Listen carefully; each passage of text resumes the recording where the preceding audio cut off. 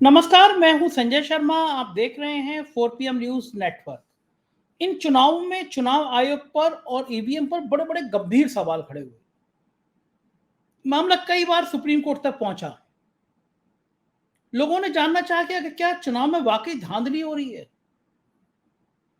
जिस दिन वोटिंग हो रही है, उसका रिजल्ट कि कितने परसेंट वोट जारी हुए, इसको जारी करने में 8-8 10 दिन लग जाते हैं। बताइए, डिजिटल दौर चल रहा है। अगर मैं और आप पैसे का लेन-देन करेंगे, बैंक में जाएँगे, मिनटों में एक बटन दबाएँगे कंप्यूटर पे, सब लेखा-जोखा आ जाएगा। तो ऐसे में इतना इतना समय क्यों लग रहा है? मैंने सोचा कि इन सब बातों का कौन जवाब दे सकता है कि सुप्रीम कोर्ट में क्या होने जा रहा है। 24 तारीख को फिर डेट है। फिर मुझे लगा कि सुप्रीम कोर्ट के बहुत सीनियर लॉयर, राज्यसभा के सदस्य विवेक तन्खा जी, जो देश के जाने माने विद्वान अधिवक्ता हैं, पूरी दुनिया में जिनकी धूम है, उनसे बेहतर इन जवाब सवालों का जवाब भला कौन दे सकता है। मैंने विवेक तन्खा जी से इंटरव्यू किया और मैंने उसे इंटरव्यू में पूछा कि ये जो 24 तारीख को ये ईवीएम को लेकर, चुनाव आयोग के कुछ फैसलों को लेकर, वोटिंग के प्रतिशत को लेकर तमाम सवाल खड़े हुए हैं और 24 तारीख को फिर अब वोटिंग में जो ये आंकड़े जारी होते हैं, इसको लेकर एक सुप्रीम कोर्ट में फैसला आने की उम्मीद है। क्या हो सकता है इसमें? मैंने उनसे जानना चाहा कि जो जुडिशरी सिस्टम है, उसमें एक चीफ जस्टिस पर एक महिला आरोप लगाती है। अचानक वो महिला गायब हो जाती है। उस चीफ जस्टिस पर आरोप है, उससे कुछ मनचाहे फैसले लिए गए और उसको बाद में उसको मेंबर ऑफ पार्लियामेंट बना दिया गया राज्यसभा में और उसके बाद वो चीफ जस्टिस खामोश होकर बैठ गए।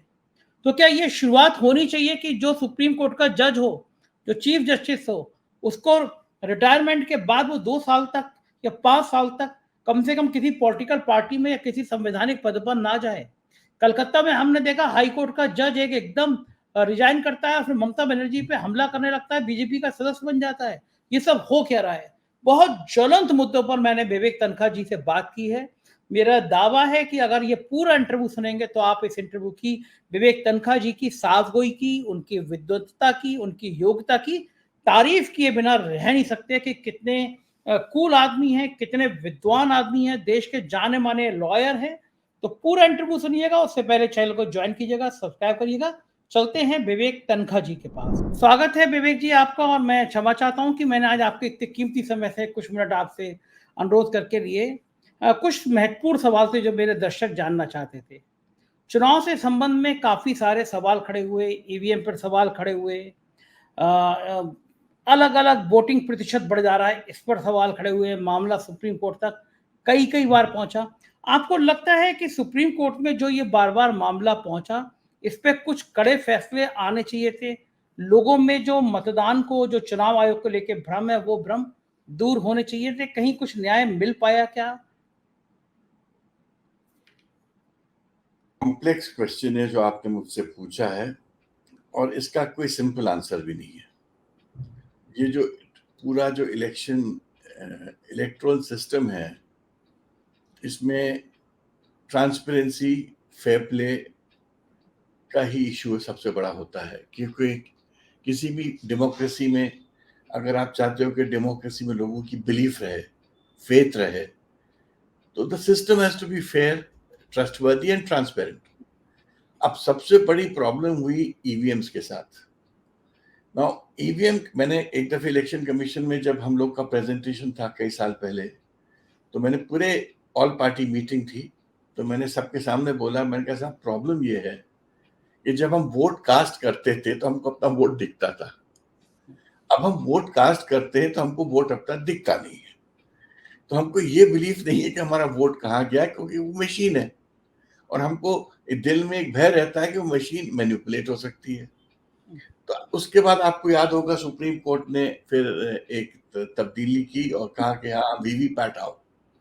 वीवीपैट आया। वीवीपैट में आप वो कहते रहे भाई आपको एक एक सेकंड के लिए आपको वो एक आपका नाम दिखेगा। फिर उस पर हम लोग ने प्रोटेस्ट किया तो उन्होंने कहा वो एक नहीं 5 सेकंड होगा, थोड़ा ड्यूरेशन बढ़ा दिया। फिर हम लोगों ने प्रोटेस्ट किया तो उन्होंने कहा रैंडम सैम्पलिंग भी होगी कि भाई ये वीवीपैट अच्छे से वर्क कर रहा है कि नहीं कर रहा है। तो ये जो शक है, ये शक तो एक बीमारी होती है, चाहे हम ऑपोजिशन में हो चाहे बीजेपी ऑपोजिशन में हो। जब बीजेपी ऑपोजिशन में थी तो उन्हीं के प्रवक्ता आई थिंक नरसिम्हा जी ने तब एक किताब लिखी थी कि ईवीएम इज नॉट फेयर। तो मेरा ये कहना है कि वर्ल्ड ओवर जब एक सिस्टम को, not because it is a bad system, but उस वो सिस्टम में के माध्यम से बिलीफ लोगों की कम हो जाती है, जब वर्ल्ड उसको उसको ड्रॉप कर चुका है या डिस्कार्ड कर चुका है, तो हम इंसिस्ट करके उसको आगे क्यों बढ़ा रहे हैं, मुझे आज तक समझ नहीं आया। और जहां तक जिस तरह से ये इलेक्शंस को स्प्रेड किया जा रहा है, 2-2 महीने के डिस्टेंस पे फर्स्ट एंड लास्ट पोल हो रहा है, मतलब अप्रैल से स्टार्ट हो रहा है, जून तक जा रहा है। मतलब बिलीफ नहीं होता है कि हम डिजिटल इंडिया में हैं, हम 5 ट्रिलियन इकोनॉमी की बात कर रहे हैं, हम कहते हैं हम आईटी के करता धरता हैं, हमने वर्ल्ड में आईटी हब्स एस्टैब्लिश किए हैं। तो ये सब देखने के बाद ये जो आर्केक सिस्टम या डिसबिलीफ का सिस्टम जो हम लेके चल रहे हैं, ये एक परेशानी का विषय है। और कई दफे ये परेशानियां इसलिए भी अराइज होती है संजय जी, क्योंकि लोगों को नॉलेज भी नहीं होती है। जैसे मुझे जब ये डिफरेंस ऑफ वोट परसेंटेजेस की बात मेरे सामने लाई गई, तो मैंने तुरंत 5 स्टेट्स की आंकड़े निकाले। तो होता क्या है कि एक आंकड़ा आता है शाम को 7 बजे। अब वो एक अलग बात है कि ये वो टोटल नंबर ऑफ वोटर्स की संख्या नहीं दे रही है इलेक्शन कमीशन, खाली परसेंटेज देख रही है, तो उससे लोग नाराज हो रहे हैं क्योंकि उसमें मैनिपुलेशन का बहुत स्कोप बच जाता है। वो एक अलग अच्छा पॉइंट है, वो उसको छोड़ के मैं बोल रहा हूँ अभी। तो एक आंकड़ा देती है इलेक्शन कमीशन, बट वो 7 बजे का जो आंकड़ा होता है, it reflects voting only till 3 o'clock, क्योंकि जब तक वो आंकड़े तैयार होते हैं, फॉर्म्स भरे जाते हैं, फाइनली जैसे मध्य प्रदेश में दूर शहरों से भोपाल पहुंचते हैं, आजकल तो डिजिटली जाता होगा सब कुछ, तो वो 7 बजे तक वो कंप्लीट पिक्चर आपके सामने आ नहीं सकती, क्योंकि पोलिंग ही 5 बजे तक होती है। और 5 बजे के बाद जो पोलिंग स्टेशन के अंदर आ जाते हैं लोग, उनकी पोलिंग 6 बजे तक भी हो सकती है, 6:30 भी होती है, 7 बज जाते हैं, depending on the percentage of poll, heavy poll है कि नहीं है। तो वो जो आंकड़े नेक्स्ट मॉर्निंग आते हैं, वो आंकड़े those are supposed to be the final आंकड़ा, परसेंटेज। तो जब मैंने वो परसेंटेज कंपेयर किया with what was given by election commission after 10 days, तो वो सेम। तो लेकिन विवेक जी, यहाँ पे अगले दिन की जगह 4-4, 5-5 दिन बाद जारी कर रहा है। नहीं, वो तो गलती है इलेक्शन कमीशन की कि there was delay on their part, but मैंने वो जो डिलेड अनाउंसमेंट को कंपेयर किया था विद द नेक्स्ट डे का announcement, the figures were the same, percentage was the same, but the problem is not percentage, the problem आप आज भी नहीं बता रहे हो उस परसेंटेज में टोटल वोटर्स कितने थे, कितने वोट पड़े। अच्छा, ये क्यों नहीं बता रहे होंगे विवेक जी? डिजिटल चीज का है, 1 मिनट के अंदर आप यहाँ से अमेरिका पैसा भेजते हैं, सेकंड में जाता है, हर चीज डिजिटल है, 1 मिनट लगता है इसको आंकड़े में। आप बता क्यों नहीं पा रहे हो कितने वोट पड़े? क्या इसके शिफ्ट तो पैदा हो ही रहा है? समवेयर स्कोप ऑफ मैनिपुलेशन उसमें मुझे नजर आता है एट टाइम्स। जब कोई चीज आप छुपाते हो तो सस्पेशन आता है। और आप इलेक्शन कमीशन सुप्रीम कोर्ट में अपनी डिफिकल्टीज बता रहा था कि क्यों 10 दिन या 12 दिन लग जाते हैं। मुझे तो इस बात का यकीन नहीं हो सकता है कि इलेक्शन कमीशन ऑफ इंडिया इस तरह का तर्क कर सकता है कि हम 12 दिन लगते हैं हमको आंकड़े बताने में। आप मुझे इलेक्शन कमीशन का चार्ज दे दीजिए, मैं शाम तक आंकड़े दे दूंगा, रात तक आपको दे दूंगा।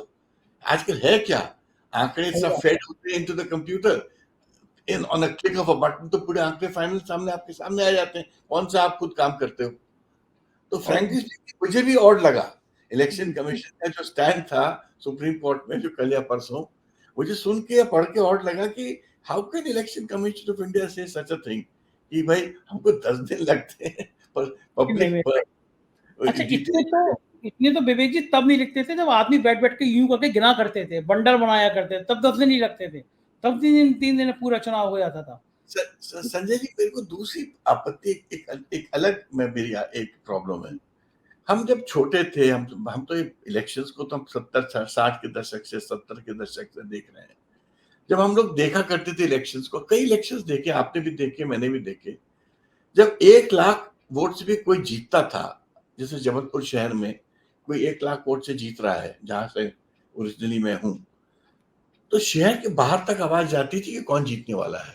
ठीक अगर बात। आप सिवनी से या नागपुर से या भोपाल से या नरसिंहपुर से या रीवा से जबलपुर आ रहे हैं, तो आपको पान की दुकान के वाला बताएगा, अरे सर यहाँ तो कांग्रेस का जोर है या बीजेपी का जोर है, सोशलिस्ट का है या इंडिपेंडेंट का। शहर बात करता था और वही जो बात होती थी, वो बाद में रिजल्ट में परिवर्तित होती थी। बट जब से बीजेपी का ये एक नया भ्रम आया है, तो मुझे ये समझ नहीं आता है कि जो जो शहर बात करता है और जो वोट वोट बाद में डिक्लेयर होता है काउंट के बाद, वो मैच उसमें मिसमैच होता है। ये मुझे आज तक समझ नहीं आ रहा। अब जब मैंने इस 18 अभी जो 24 के इलेक्शन की बात कहूँ, जो मध्य प्रदेश में हुए थे अभी, 23 के एंड में, मैं अपने शहर की बात कर रहा हूँ एग्जाम्पल के साथ। हमारे डिस्ट्रिक्ट जबलपुर डिस्ट्रिक्ट में 8 सीट्स हैं, 4 कांग्रेस की थी, 4 बीजेपी की थी, और हमारे चारों एमएलए ने बेहतरीन काम किया था, अच्छे एमएलए थे, और लोग ओपनली कहते थे, आप प्लेन में बैठिए, ट्रेन में बैठिए, नहीं नहीं ये तो अच्छे एमएलए थे, ये जीतेंगे, जीतेंगे नहीं जीतेंगे मतलब एटलीस्ट अच्छा फाइट देंगे।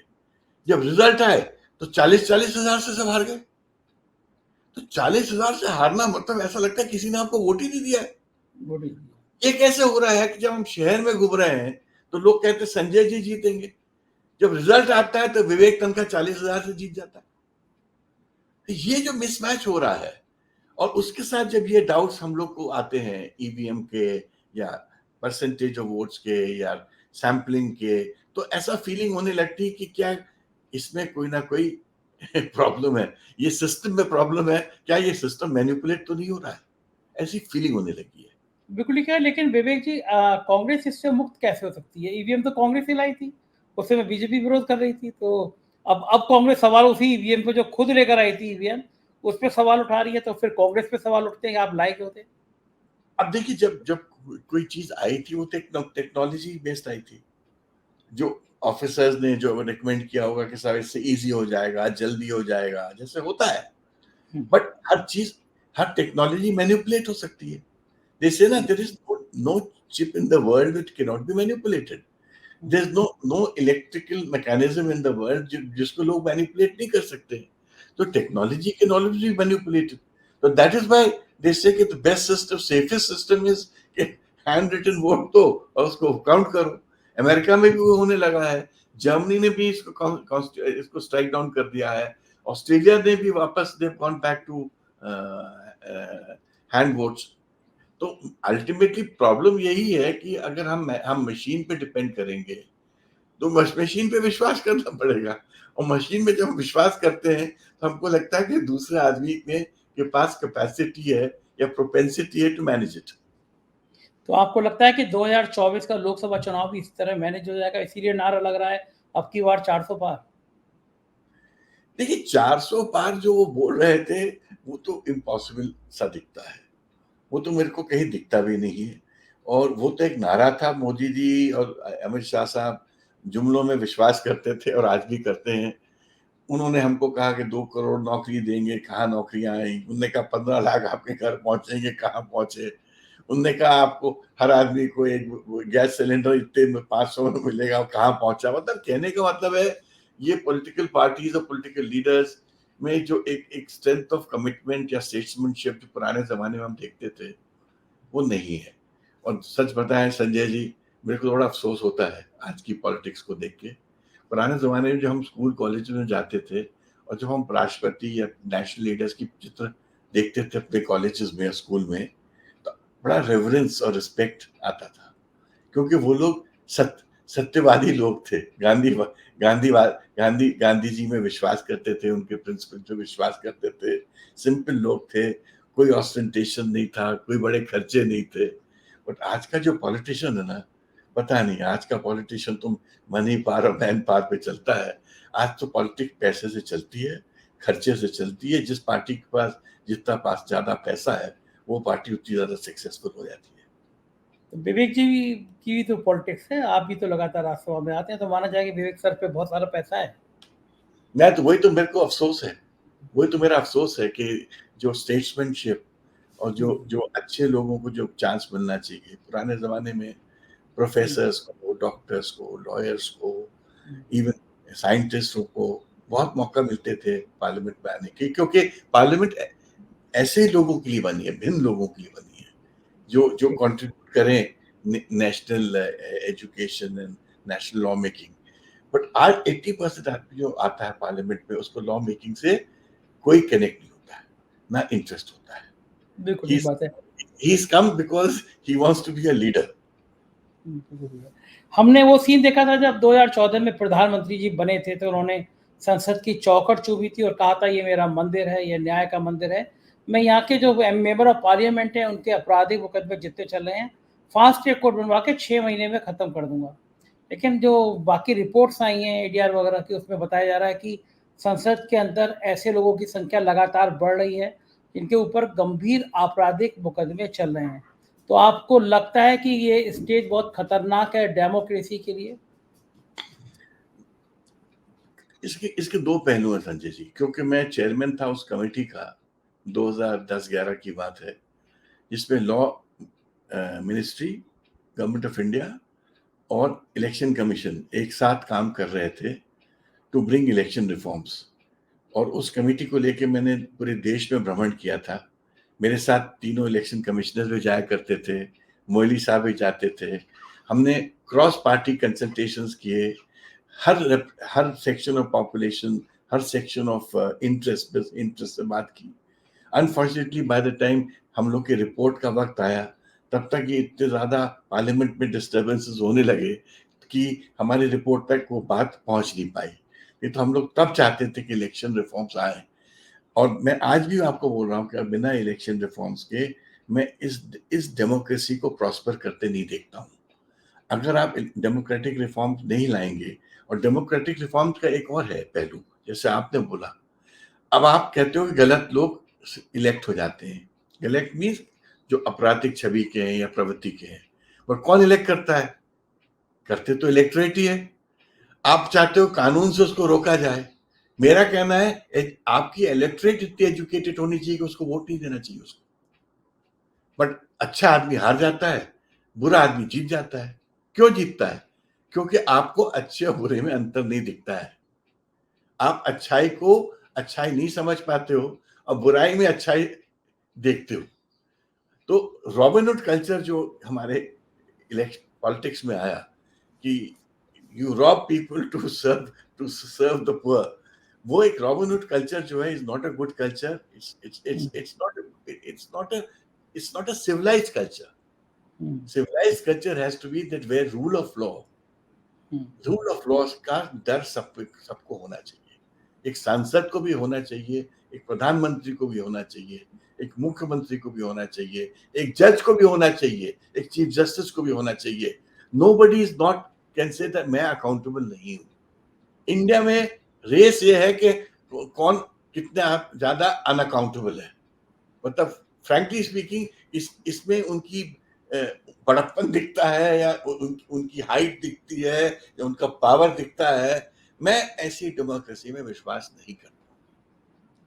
विवेक जी, आपकी आंखों के सामने देश में कानून खत्म हो रहा है इस रूप में कि कहीं कोई अपराध होता है और ख़ास तौर से अगर एक समुदाय के व्यक्ति अपराध करता है, तो बिना अदालत की परवाह किए, बिना अदालत के फैसले का इंतजार किए उसके घर पे बुलडोजर चल जाता है।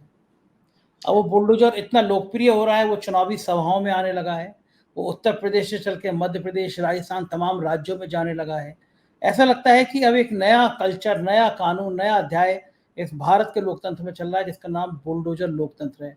लेकिन अफसोस है कि सुप्रीम कोर्ट के फैसले में भी जब ये बात गई तो सुप्रीम कोर्ट ने भी उसमें कोई बहुत रुचि नहीं दिखाई कि ये कोई तात्कालिक फैसला नहीं है। और उत्तर प्रदेश में तो टांग में गोली, उसी जगह गोली लगती है, वही स्क्रिप्ट होती है, वही 315 बोर का तमंचा होता है, उसी में गोली फंसी होती है। अगर आप सारी एफआईआर पढ़ लेंगे तो कमोबश वही एफआईआर सामने आती है। एक विकास दुबे चर्चित कांड होता है, सुप्रीम कोर्ट जब जज चुने जाते हैं कि इसकी जांच करेगा ये आयोग, सोशल मीडिया पे पहले ही बता दिया जाता है कि इन आयोग के साहब तो भाजपा के भाई के साथ रिश्ते हैं, न्याय फैसला यही आना है।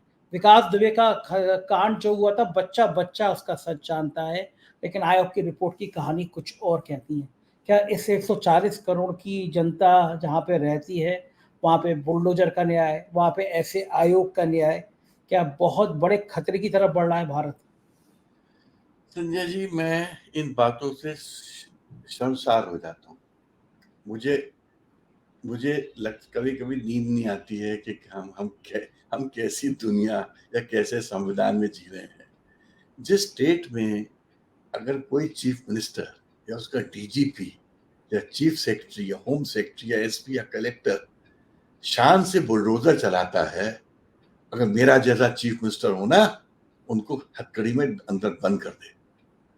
क्योंकि बुलडोजर चलाना कोई तारीफ की बात नहीं है। कानून से पनिश करना तारीफ की बात होती है।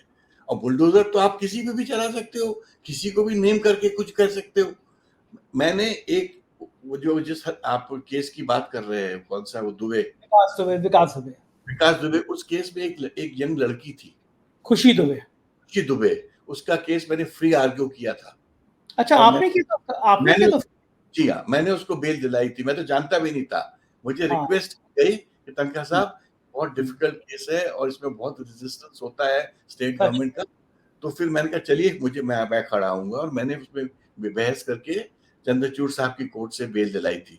उस लड़की का जब अपराध मैंने देखा, एक तो जुवेनाइल थी, 4 हुँ, दिन पहले वो शादी होके आई थी, और the hmm, kind of evidence जिसपे हुँ, उसको अंदर रखा गया था, मैं देख के शॉक था।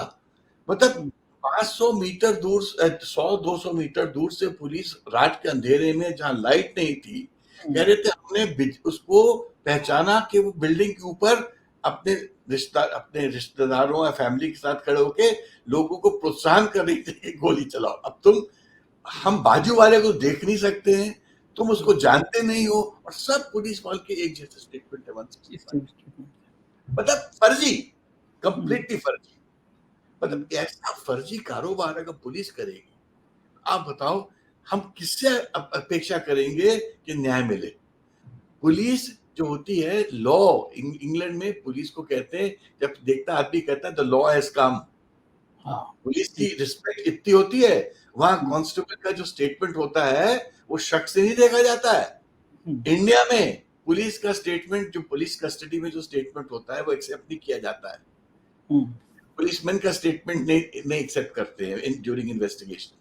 हुँ। बट जहां जहां पुलिस का विश्वसनीय रोल होता है, वहां पुलिस, फॉरेन कंट्रीज में पुलिस के स्टेटमेंट के बेसिस पे कन्विक्शंस होते हैं, ठीक बात है। हैंगिंग होती है। क्योंकि हुँ, पुलिस एक बहुत वफादार और बहुत ऑनेस्ट एजेंसी होती है, जो जो जो बहुत न्यायप्रिय होनी चाहिए। और जब तक हम अपनी पुलिसिंग को, अपने इन्वेस्टिगेशन को, और अपने इवन जुडिशरी पे धब्बा है बाय द वे।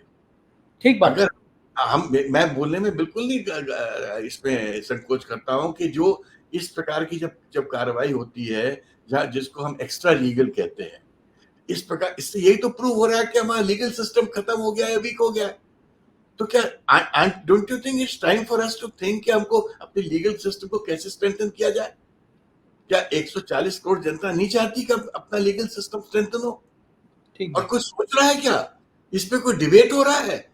मैंने तो कई बार पार्लियामेंट में law minister, and I think I have written letter also to prime minister and others, it's time कि एक दिन 7 दिन का सेशन करो, ओनली हुँ, टू डिस्कस कि हम जुडिशरी को कैसे स्ट्रेंथन करें। हुँ, एक सिस्टम तो ठीक करो अपना। और नहीं तो आपका एग्जीक्यूटिव है, एग्जीक्यूटिव जो है किस प्रकार से, आज देखिए एग्जीक्यूटिव कुछ भी करने को तैयार है, पॉलिटिकल मास्टर्स के कहने से उसको कोई फर्क नहीं पड़ता, उसकी बदनामी हो नहीं हो, कोई भी ऑर्डर्स कैरी आउट कर देते हैं अगर उनके चीफ मिनिस्टर कह दे।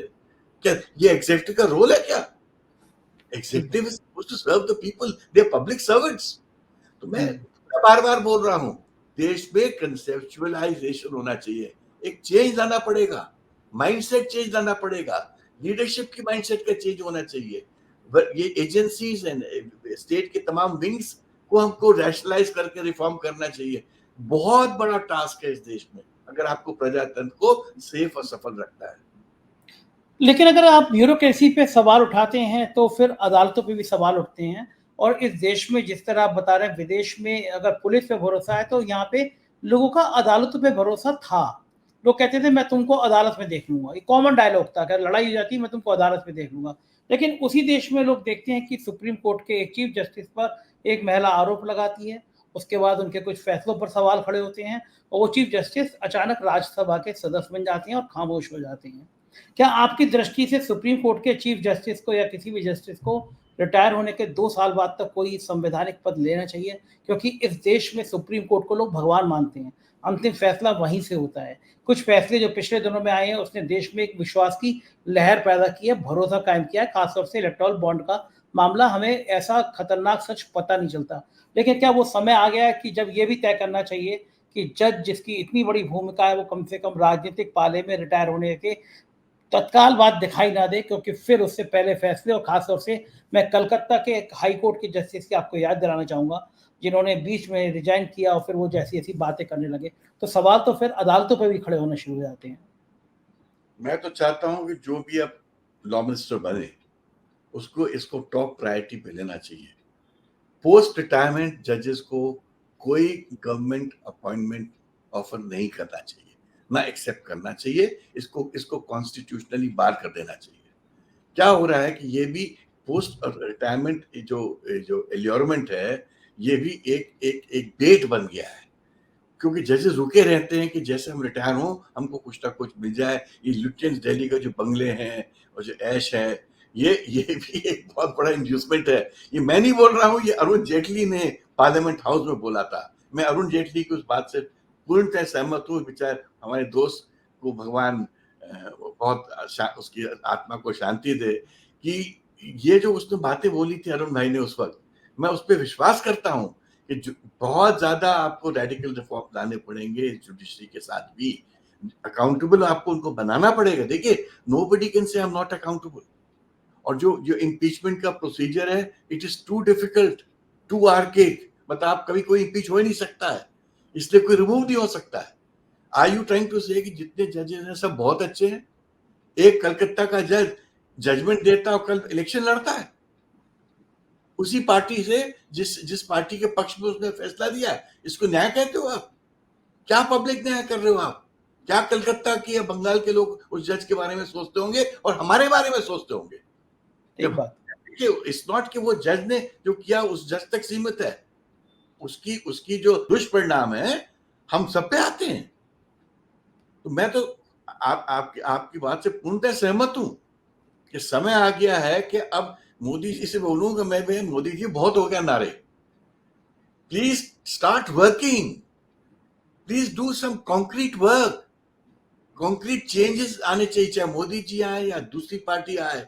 मैं तो चाहता हूं देश में constitutional governance law, rule of law लाओ। लॉ का डर होना चाहिए लोगों को, गलत करने से लोग को भय होना चाहिए।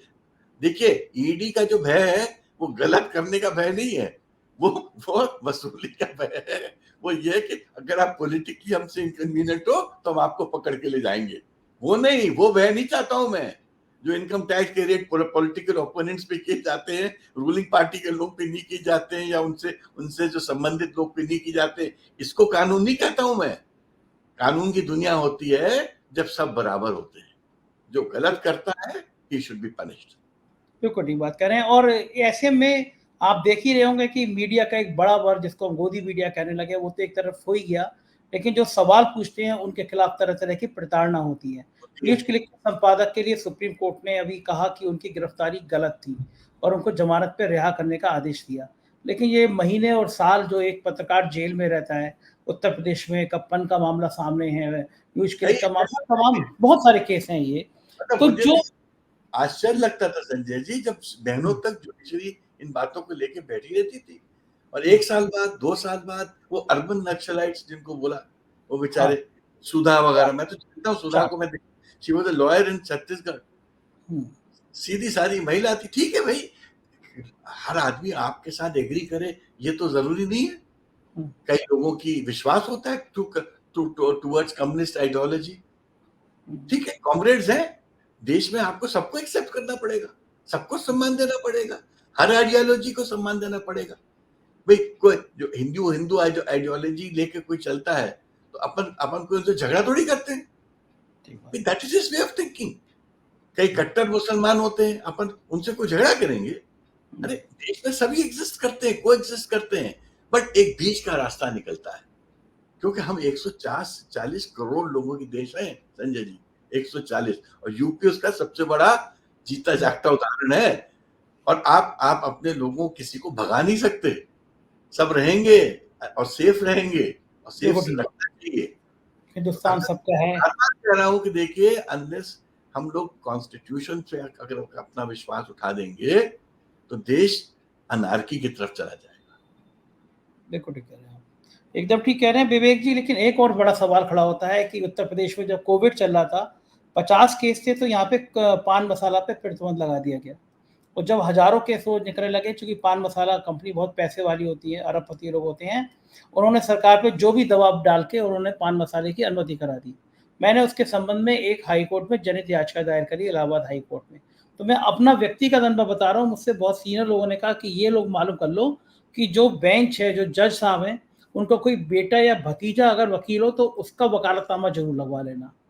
तो फिर मुझे बाद में पता चला, वो पहला घटना थी, बाद में पता चला ये घटना भी, ये क्रम भी नीचे से ऊपर तक चलता है कि जज का बेटा, जज का भतीजा। तो यहाँ पे भी एक न्यायालय, न्यायपालिका में भी एक बहुत बड़ा चेंज की जरूरत तो है ही ना। 100%। ये जो इंसेस्चुअस सिस्टम ऑफ अपॉइंटमेंट है, it has to be merit based. जो फर्स्ट टाइमर्स इनटू जो लॉ आते हैं, उनको भी वही चांस मिलना चाहिए जो कि पुराने लोगों को मिलता है। होता है क्या कि मैं अगर जज का बेटा हूं या मैं एक बड़े वकील का बेटा हूं, तो मेरे को इंस्टेंट रिकग्निशन मिलती है, इंस्टेंट मेरी प्रैक्टिस चलने लगती है, क्योंकि सपोर्ट सिस्टम्स हमारे बड़े स्ट्रांग होते हैं। एक यंग लड़का लड़की आती है, शी मे बी ब्रिलियंट, मगर उसको टाइम लगता है। तो ये जो गैप है between the haves and the have nots, इसको हमको नैरो करना पड़ेगा, और तभी नैरो होगा जब opportunity becomes the same for all. मैं आपको बहुत छोटी बात बताता हूँ। मेरा बेटा वरुण है, क्योंकि हमारी फैमिली वेल नोन है, एक बड़ी फैमिली है मध्य प्रदेश की। तो 18 के चुनाव में सब लोगों ने चाहा कि वरुण को कांग्रेस का टिकट से नरसिंहपुर से लड़ाना चाहिए, और सब बड़े लोग कह रहे थे। जब मुझे पता चला तो I went public and I said no, sorry, he should not get the ticket. He should not get the ticket because he is son of Vivek Tankha. He should fight the election only when he is Varun Tankha. जिस दिन वरुण तनखा बन के तुम उसको invite करोगे, उस दिन चाहे वो जज बनना चाहे जज बने, पॉलिटिक्स में आना चाहे पॉलिटिक्स में आए। और मैंने यहां तक बोला, जिस पार्टी से लड़ना चाहे वो लड़े, ये उसका डेमोक्रेटिक राइट है। ये मैंने टीवी पे बोला। मैं जो बातें आपको बोल रहा हूं आज टीवी पे, मैं ये बातें खुल के बोलता हूं। मैं डरता नहीं हूं, ना पीछे हटता हूं। मेरा कहना है, देश तभी प्रोग्रेस पे चल सकता है अगर हमारा वैल्यू सिस्टम्स, हमारा कैरेक्टर अच्छा रहे। आप अमेरिका जाते हैं, वहां पर 80% आदमी, या यूएस आप यूरोप जाइए, आप गलत करवाने में की बात करने से आप डरते हो लोगों से, क्योंकि वो आपको स्नब कर देगा आदमी। इंडिया में गलत बात करना is an invitation for something good. मतलब बिल्कुल चेंज्ड सिनेरियो है। तो मैं चाहता हूँ इंडियंस का वो जो पुराना कैरेक्टर था, जो मॉरल फाइबर था, जो हमारे फ्रीडम फाइटर्स के वक्त, फ्रीडम के वक्त हमने दिखाया था, वो मॉरल फाइबर इस देश में वापस आए। बिल्कुल। आखिरी सवाल विवेक जी, 24 तारीख को सुप्रीम कोर्ट में फिर सुनवाई है चुनाव आयोग को इन सब प्रक्रियाओं को लेके, क्या लगता है आपको, कोई एक कड़ा फैसला 24 तारीख को आ सकता है? मैं सच बताऊं, it is too little too late. सही बात, चुनाव तो निकल गए। ये सब चीजें चुनाव के पहले हो जानी चाहिए थी। आप बताइए, अब आप करके भी क्या करोगे? अब आप बोलोगे आंकड़े आपको टाइम पर दे देते थे, अब लास्ट फेज तो बचा है, दे देंगे वो। हाँ, कितने सारे, इवन जो जजमेंट जो खन्ना साहब का था, संजीव खन्ना जी का, ईवीएम पे उन्होंने कुछ प्रतिबंध लगाए, मगर तब पे 4 फेज हो चुके थे। उन्होंने कहा 5वें फेज से स्टार्ट होगा। तो एज आई सेड, ठीक है, कुछ हुआ ये खुशी की बात है, और जो कुछ भी हुआ it is too little too late. बहुत बहुत शुक्रिया विवेक जी, आपने हमें इतना समय दिया, हमारा हृदय से आभार। Thank you. सुना आपने, ये थे विवेक तनखा जी, और इन्होंने आज विस्तार से बताया कि किस तरह पूरे सिस्टम को ठीक करना चाहिए, पूरे सिस्टम की किस तरह ओवरहालिंग होनी चाहिए। मुझको यकीन है ये बातचीत आपको पसंद आई होगी। चैनल को ज्वाइन कीजिएगा, सब्सक्राइब करिएगा और अपनी राय से अवगत कराइएगा। शुक्रिया, थैंक यू।